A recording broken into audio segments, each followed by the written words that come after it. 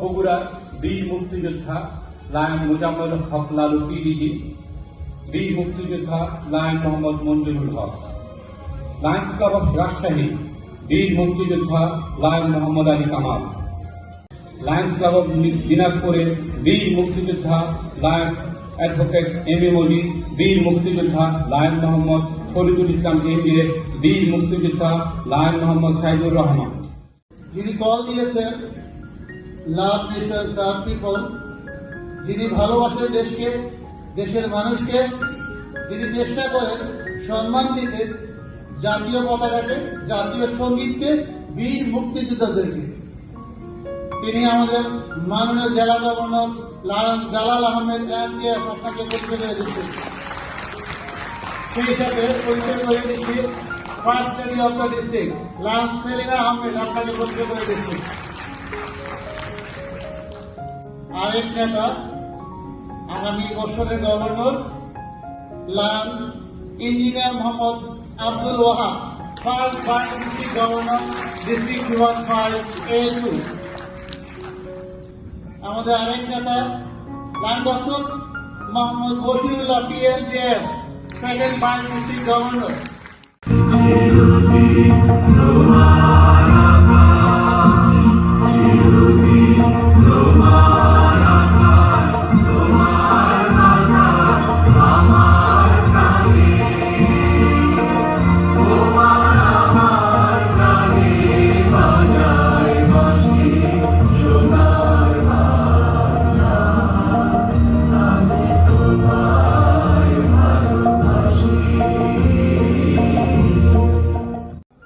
আমরা সকলেই জানি যে আমাদের আজকের যে অবস্থান, বাংলাদেশের যে অবস্থান, পৃথিবীর 33তম অর্থনীতির যে অবস্থান, এটি সম্ভব হয়েছে যারা সময়ের সাহসী সন্তান, যারা জীবনকে বাজি রেখে আমাদের জন্য একটি স্বদেশ নির্মাণ করে দিয়েছেন, স্বদেশ অর্জন করে দিয়েছেন, সেই বীর মুক্তিযোদ্ধাদের আমরা এখন সংবর্ধিত করব।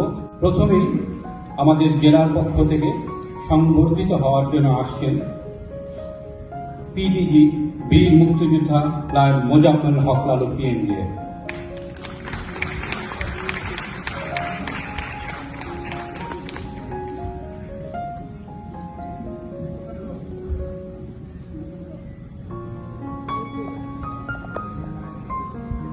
লায়ন্স ক্লাব অফ বগুড়া আমাদের সম্মানিত পিডিজি বীর মুক্তিযোদ্ধা lion Mozammel Haque Lalu PMGA sir.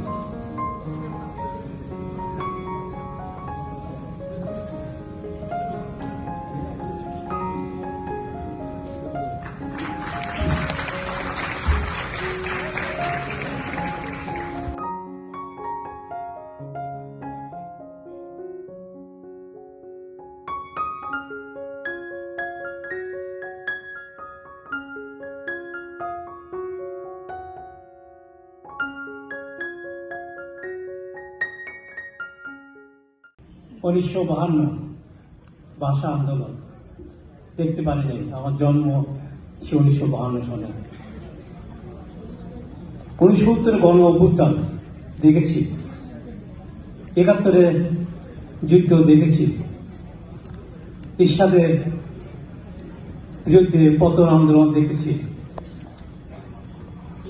সেই দেখার মধ্যে এখনো মনে হচ্ছে সেই ছবিগুলি, 71 ঘটনাগুলি এখন আমার চোখের সামনে বেড়ে বেড়াচ্ছে, যে এখনো দেখতে পাচ্ছি। 50টি বছর হয়ে গেল। ধন্যবাদ গভর্নরকে। গতকাল 50টি বছরে আমরা বসে করতে করেছি, উদযাপন করেছি। সেই 50 বছরে তার স্বপ্ন মুক্তিযুদ্ধদের সম্বোধনা দিবে, আজকে দিতে পেরেছে। আমি সেলুট জানাই। তার হয়তো ভাগ্যটা খুব ভালো ছিল, এই জন্য 50টি বছরে সে গভর্নর হয়েছিল এবং সম্বোধনা দিয়েছে।